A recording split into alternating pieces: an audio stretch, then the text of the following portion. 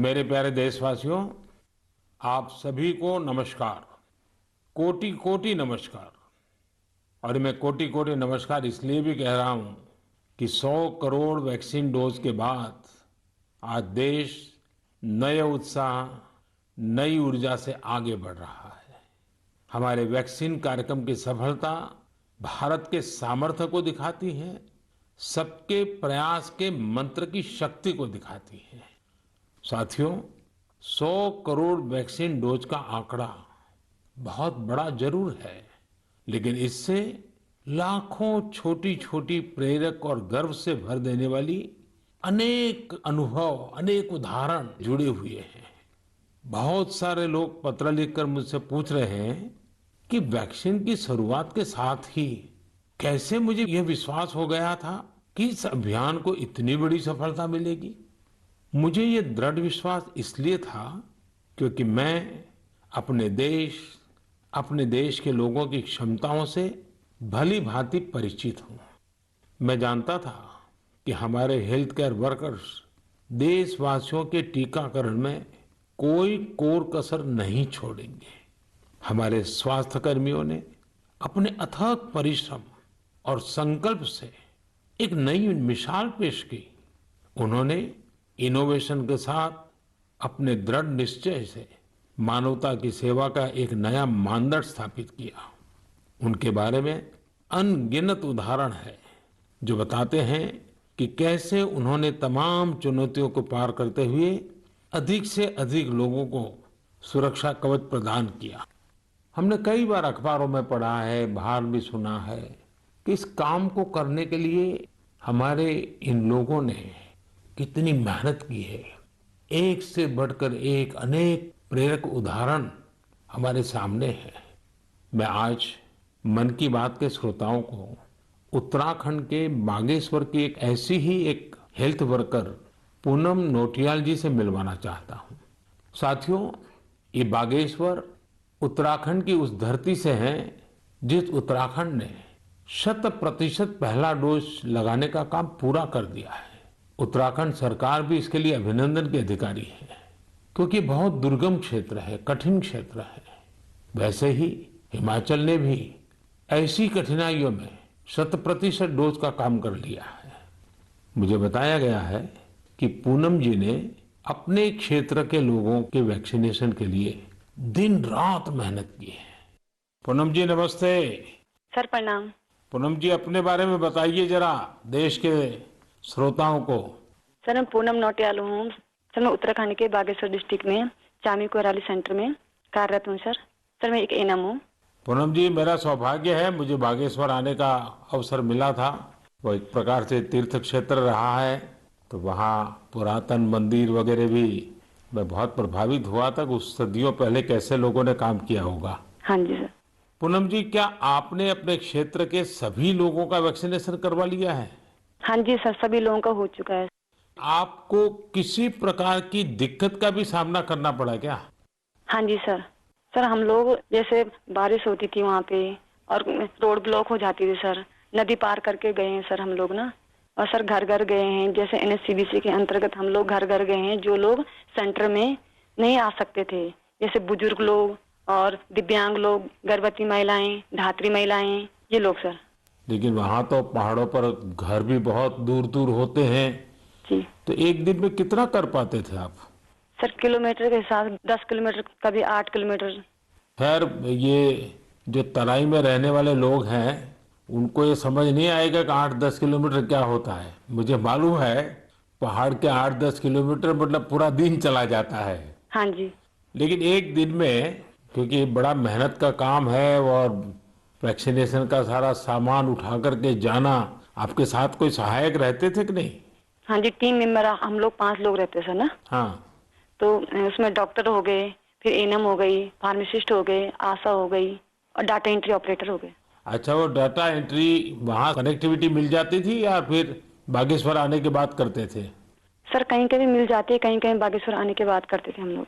अच्छा, मुझे बताया गया है पूनम जी कि आपने आउट ऑफ द वे जाकर लोगों का टीका लगवाया। ये क्या कल्पना आई आपके मन में, विचार कैसे आए और कैसे किया आपने? हम लोगों ने पूरी टीम ने संकल्प लिया था कि हम लोग एक भी व्यक्ति छूटना नहीं चाहिए, हमारे देश से कोरोना बीमारी दूर भागनी चाहिए। मैंने और आशा ने मिलकर प्रत्येक व्यक्ति के हम लोगों ने गांव वाइज ड्यू लिस्ट बनाई, फिर उसके हिसाब से जो लोग सेंटर में आए उनको सेंटर में लगाया, फिर हम लोग घर घर गए हैं सर। फिर उसके बाद जो लोग छूटे हुए थे, जो लोग नहीं आ पाते सेंटर में। अच्छा, लोगों को समझाना पड़ता था? हाँ जी, समझाया। हाँ जी। लोगों का उत्साह है अभी भी वैक्सीन लेने का? हाँ जी सर, हाँ जी। अब तो सर लोग समझ गए हैं। फर्स्ट में बहुत दिक्कत हुई हम लोगों को समझाना पड़ता था कि ये जो वैक्सीन है सुरक्षित है और असरदार है। हम लोग भी लगा चुके हैं, तो हम लोग तो ठीक हैं, आपके सामने हैं, और हमारे स्टाफ ने सबने लगा लिया है, तो हम लोग ठीक हैं। कहीं पर वैक्सीन लगने के बाद किसी की शिकायत आई बाद में? नहीं नहीं सर, ऐसा नहीं हुआ। कुछ नहीं हुआ? जी। सबको संतोष था हाँ जी। कि ठीक हो गया? हाँ जी। चलिए, आपने बहुत बड़ा काम किया है और मैं जानता हूँ ये पूरा क्षेत्र कितना कठिन है, और पैदल चलना, पहाड़ों पे, एक पहाड़ पे जाओ फिर नीचे उतरो फिर दूसरे पहाड़ पे जाओ, घर भी दूर दूर, उसके बावजूद भी आपने इतना बढ़िया काम किया है। धन्यवाद सर, मेरे सौभाग्य सर, आपसे बात हुई मेरी। आप जैसे लाखों हेल्थ वर्कर्स ने, उनके परिश्रम की वजह से ही भारत 100 करोड़ वैक्सीन डोज का पड़ाव पार कर सका है। आज मैं सिर्फ आपका ही आभार व्यक्त नहीं कर रहा हूं, बल्कि हर उस भारतवासी का आभार व्यक्त कर रहा हूं जिसने सबको वैक्सीन, मुफ्त वैक्सीन अभियान को इतनी ऊंचाई दी, कामयाबी दी। आपको, आपके परिवार को मेरी बहुत बहुत शुभकामनाएं। मेरे प्यारे देशवासियों, आप जानते ही हैं कि अगले रविवार 31 अक्टूबर को सरदार पटेल जी की जन्म जयंती है। मन की बात के हर श्रोता की तरफ से और मेरी तरफ से मैं लौह पुरुष को नमन करता हूं। साथियों, 31 अक्टूबर को हम राष्ट्रीय एकता दिवस के रूप में मनाते हैं। हम सभी का दायित्व है कि हम एकता का संदेश देने वाली किसी न किसी गतिविधि से जरूर जुड़े। आपने देखा होगा, हाल ही में गुजरात पुलिस ने कच्छ के लखपत किले से स्टैच्यू ऑफ यूनिटी तक बाइक रैली निकाली है। त्रिपुरा पुलिस के जवान तो एकता दिवस मनाने के लिए त्रिपुरा से स्टैच्यू ऑफ यूनिटी तक बाइक रैली कर रहे हैं, यानी पूरब से चलकर पश्चिम तक देश को जोड़ रहे हैं। जम्मू कश्मीर पुलिस के जवान भी उरी से पठानकोट तक ऐसी ही बाइक रैली निकालकर देश की एकता का संदेश दे रहे हैं। मैं इन सभी जवानों को सैल्यूट करता हूं। जम्मू कश्मीर के ही कुपवाड़ा जिले की कई बहनों के बारे में भी मुझे पता चला है। ये बहनें कश्मीर में सेना और सरकारी दफ्तरों के लिए तिरंगा सिलने का काम कर रही हैं। ये काम देशभक्ति की भावना से भरा हुआ है। मैं इन बहनों के जज्बे की सराहना करता हूं। आपको भी भारत की एकता के लिए, भारत की श्रेष्ठता के लिए कुछ न कुछ जरूर करना चाहिए। देखिएगा, आपके मन को कितनी संतुष्टि मिलती है। साथियों, सरदार साहब कहते थे कि हम अपने एकजुट उद्यम से ही देश को नई महान ऊंचाइयों तक पहुंचा सकते हैं। अगर हम में एकता नहीं हुई तो हम खुद को नई नई विपदाओं में फंसा देंगे। यानी राष्ट्रीय एकता है तो ऊंचाई है, विकास है। हम सरदार पटेल जी के जीवन से, उनके विचारों से बहुत कुछ सीख सकते हैं। देश के सूचना और प्रसारण मंत्रालय ने भी हाल ही में सरदार साहब पर एक पिक्टोरियल बायोग्राफी भी पब्लिश की है। मैं चाहूंगा कि हमारे सभी युवा साथी इसे जरूर पढ़ें।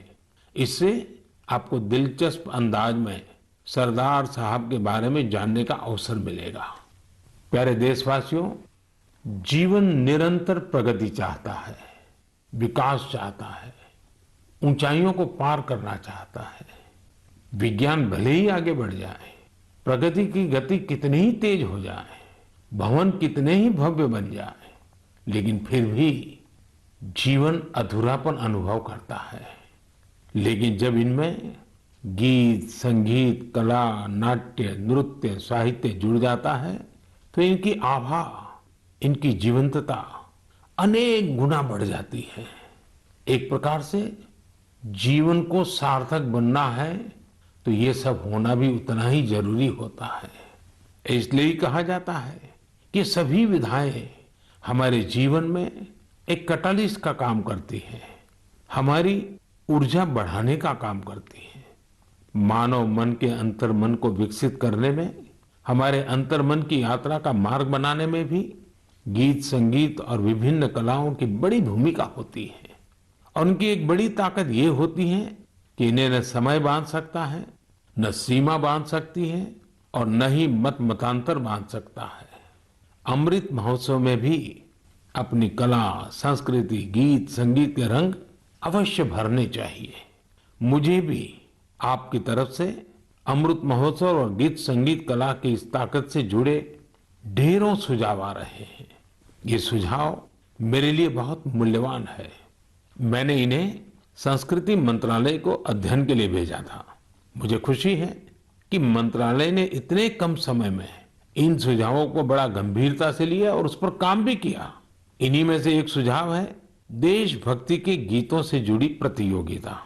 आजादी की लड़ाई में अलग अलग भाषा, बोली में देशभक्ति के गीतों और भजनों ने पूरे देश को एकजुट किया था।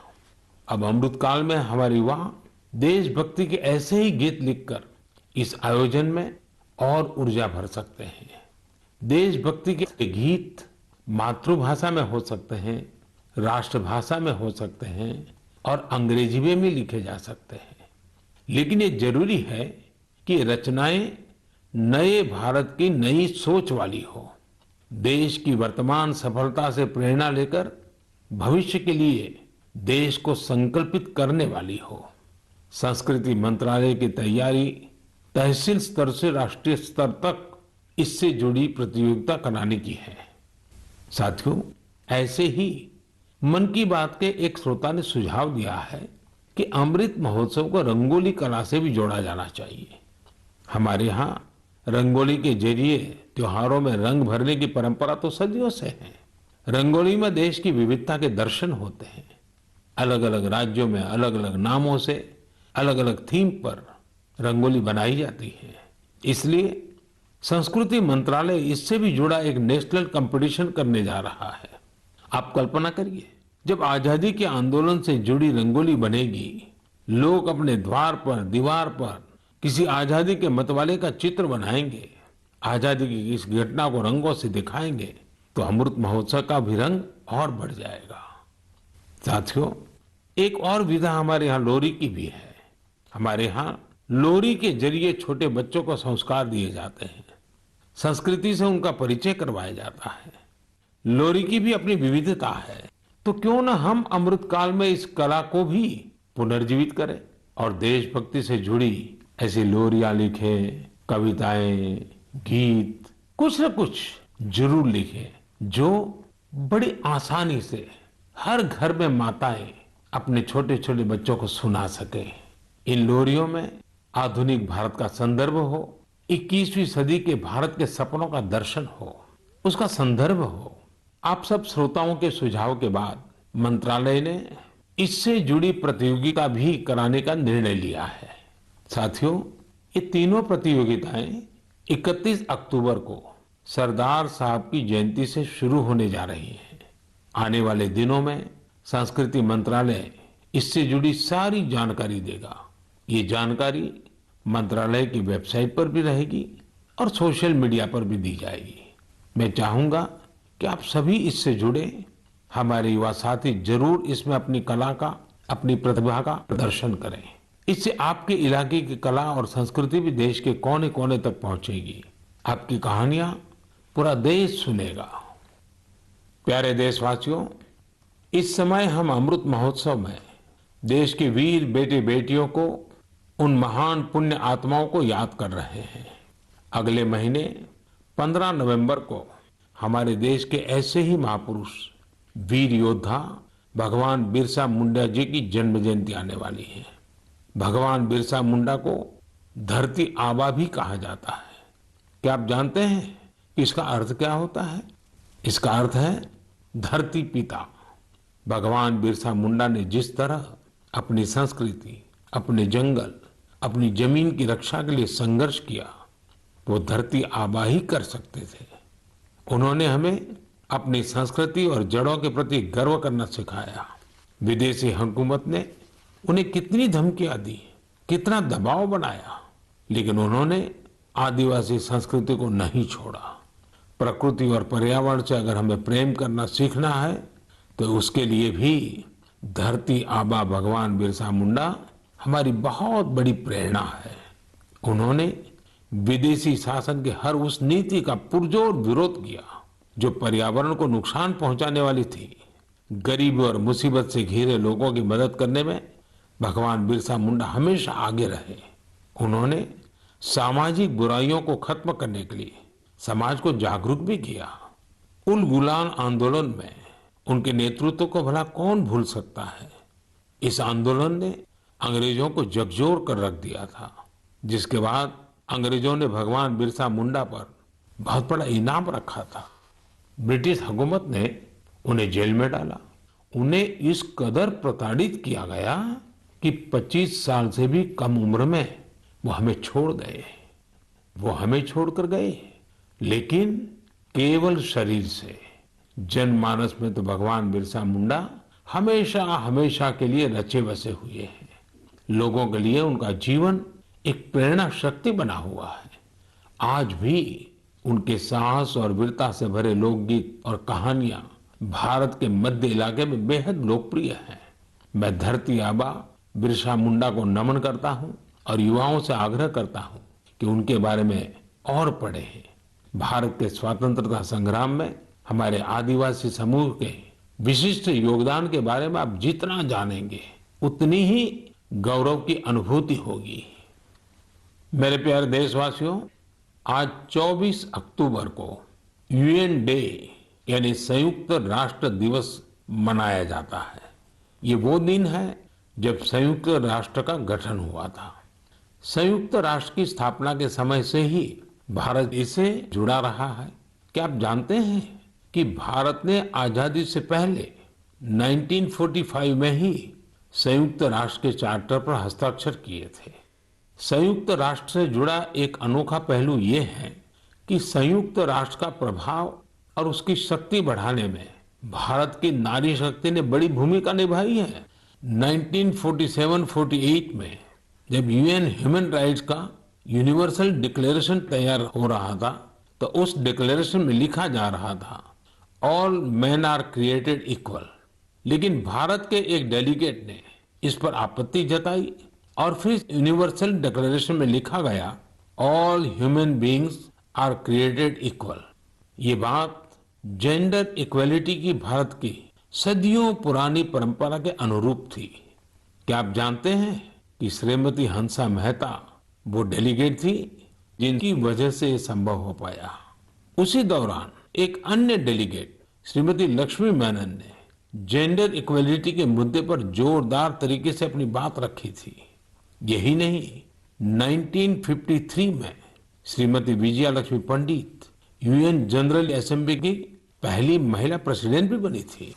साथियों, हम उस भूमि के लोग हैं जो ये विश्वास करते हैं, जो ये प्रार्थना करते हैं, ओम द्यौ शांति ही, अंतरिक्षम शांति ही, पृथ्वी शांति, आपः शांति, औषधय शांति, वनस्पतय शांति, विश्वे देवा शांति, ब्रह्म शांति, सर्वम शांति, शांति एव शांति, सामा शांति रेधि, ओम शांति शांति शांति। भारत ने सदैव विश्व शांति के लिए काम किया है। हमें इस बात का गर्व है कि भारत 1950 के दशक से लगातार संयुक्त राष्ट्र शांति मिशन का हिस्सा रहा है। गरीबी हटाने, क्लाइमेट चेंज और श्रमिकों से संबंधित मुद्दों के समाधान में भी भारत अग्रणी भूमिका निभा रहा है। इसके अलावा योग और आयुष को लोकप्रिय बनाने के लिए भारत WHO यानी वर्ल्ड हेल्थ ऑर्गेनाइजेशन के साथ मिलकर काम कर रहा है। मार्च 2021 में WHO ने घोषणा की थी कि भारत में पारंपरिक चिकित्सा के लिए एक ग्लोबल सेंटर स्थापित किया जाएगा।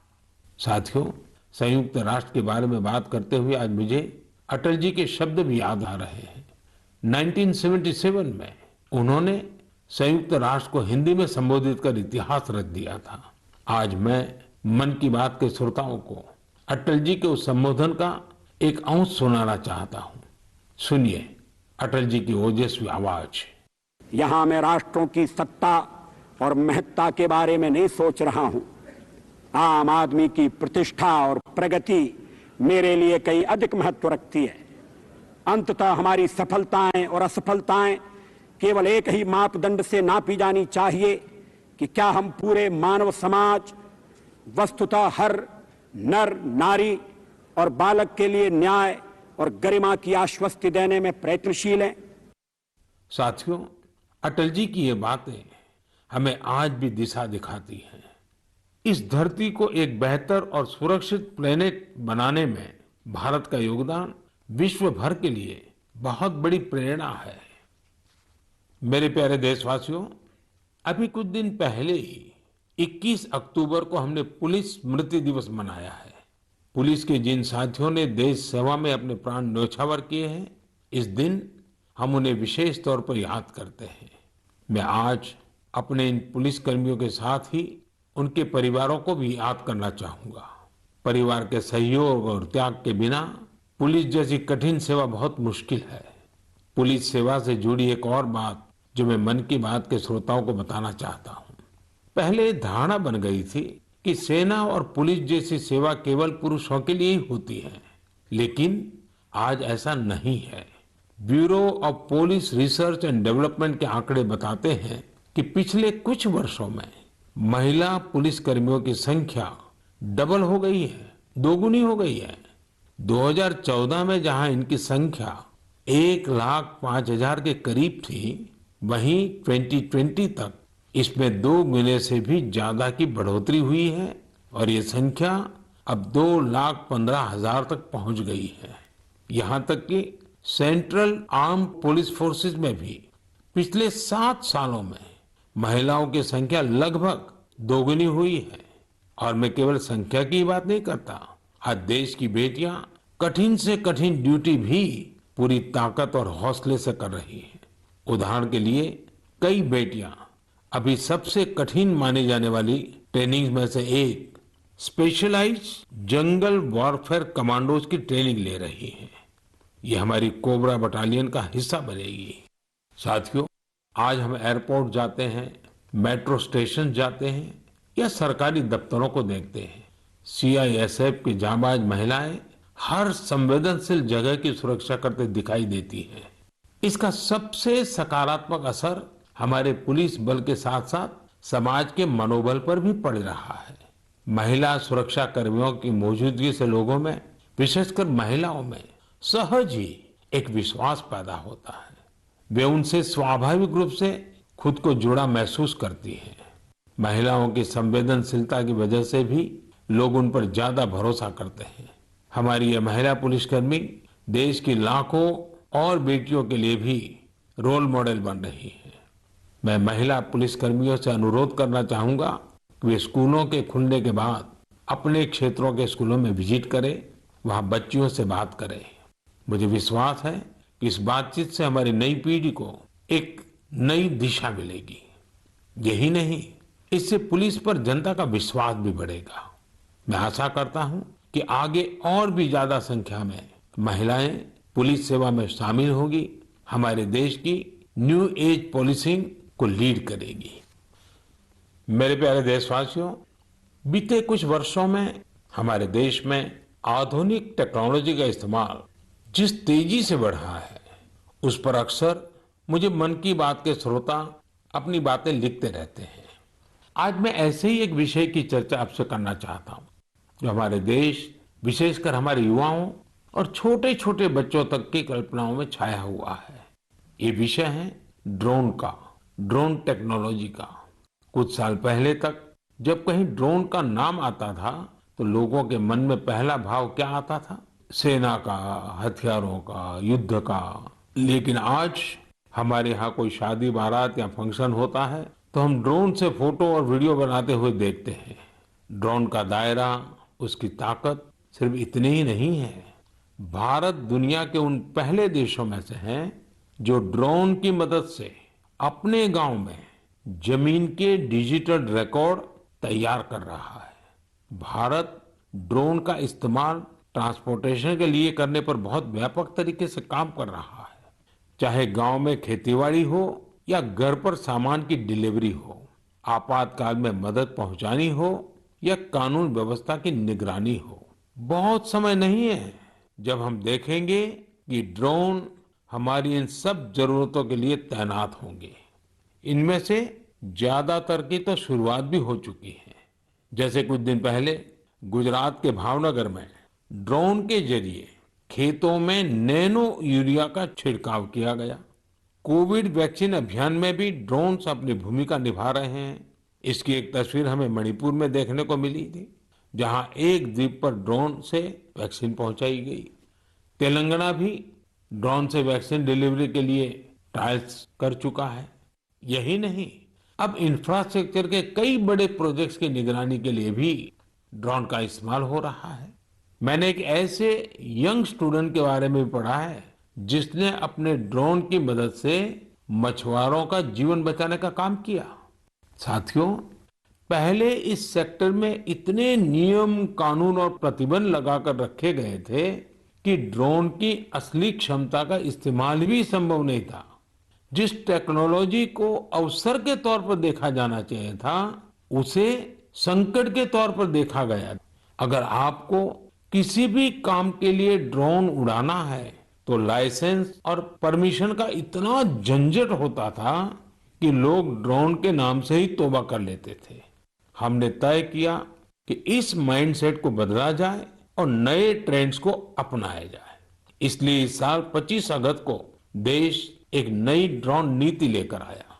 ये नीति ड्रोन से जुड़ी वर्तमान और भविष्य की संभावनाओं के हिसाब से बनाई गई है। इसमें अब न बहुत सारे फॉर्म्स के चक्कर में पड़ना होगा, न ही पहले जितनी फीस देनी पड़ेगी। मुझे आपको बताते हुए खुशी हो रही है कि नई ड्रोन पॉलिसी आने के बाद कई ड्रोन स्टार्टअप्स में विदेशी और देशी निवेशकों ने निवेश किया है। कई कंपनियां मैन्युफैक्चरिंग यूनिट्स भी लगा रही हैं। आर्मी, नेवी और एयरफोर्स ने भारतीय ड्रोन कंपनियों को 500 करोड़ रुपए से ज्यादा के ऑर्डर भी दिए हैं। और ये तो अभी शुरुआत है। हमें यही नहीं रुकना है। हमें ड्रोन टेक्नोलॉजी में अग्रणी देश बनना है। इसके लिए सरकार हर संभव कदम उठा रही है। मैं देश के युवाओं से भी कहूंगा कि आप ड्रोन पॉलिसी के बाद बने अवसरों का लाभ उठाने के बारे में जरूर सोचें, आगे आएं। मेरे प्यारे देशवासियों, यूपी के मेरठ से मन की बात के एक श्रोता श्रीमती प्रभा शुक्ला ने मुझे स्वच्छता से जुड़ा एक पत्र भेजा है। उन्होंने लिखा है कि भारत में त्योहारों पर हम सभी स्वच्छता को सेलिब्रेट करते हैं। वैसे ही अगर हम स्वच्छता को हर दिन की आदत बना लें तो पूरा देश स्वच्छ हो जाएगा। मुझे प्रभा जी की बात बहुत पसंद आई। वाकई जहां सफाई है वहां स्वास्थ्य है, जहां स्वास्थ्य है वहां सामर्थ्य है, और जहां सामर्थ्य है वहां समृद्धि है। इसलिए तो देश स्वच्छ भारत अभियान पर इतना जोर दे रहा है। साथियों, मुझे रांची से सटे एक गांव सपारोम नया सराय, वहां के बारे में जानकर बहुत अच्छा लगा। इस गांव में एक तालाब हुआ करता था, लेकिन लोग इस तालाब वाली जगह को खुले में शौच के लिए इस्तेमाल करने लगे थे। स्वच्छ भारत अभियान के तहत जब सबके घर में शौचालय बन गया तो गांव वालों ने सोचा कि क्यों न गांव को स्वच्छ करने के साथ साथ सुंदर बनाया जाए। फिर क्या था, सबने मिलकर तालाब वाली जगह पर पार्क बना दिया। आज वो जगह लोगों के लिए, बच्चों के लिए एक सार्वजनिक स्थान बन गई है। इससे पूरे गांव के जीवन में बहुत बड़ा बदलाव आया है। मैं आपको छत्तीसगढ़ के देऊर गांव की महिलाओं के बारे में भी बताना चाहता हूँ।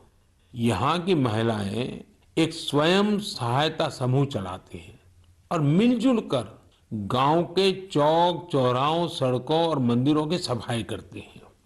साथियों, यूपी के गाजियाबाद के रामवीर तंवर जी को लोग पॉन्डमैन के नाम से जानते हैं। रामवीर जी तो मैकेनिकल इंजीनियरिंग की पढ़ाई करने के बाद नौकरी कर रहे थे, लेकिन उनके मन में स्वच्छता की ऐसी अलग जगी कि वो नौकरी छोड़कर तालाबों की सफाई में जुट गए।